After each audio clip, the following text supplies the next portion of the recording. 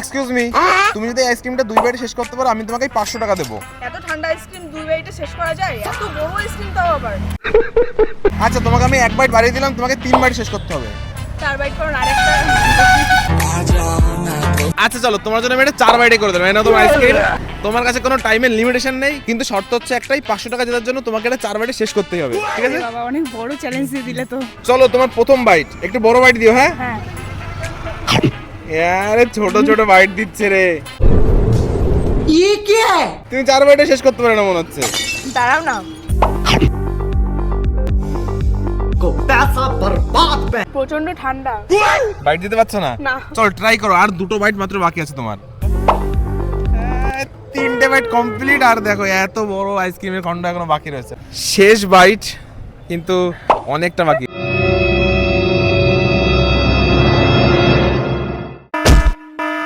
লাস্টের বাইটটাও যত বড় দিয়েছে, প্রথম যদি এত বড় বাইট দিত আইসক্রিমটা হয়তো শেষ হয়ে যেত। একটুখানি বাকি আছে, চলো খেয়ে নাও, টাকাটা তো পেলে না, আইসক্রিমটা খেয়ে নাও।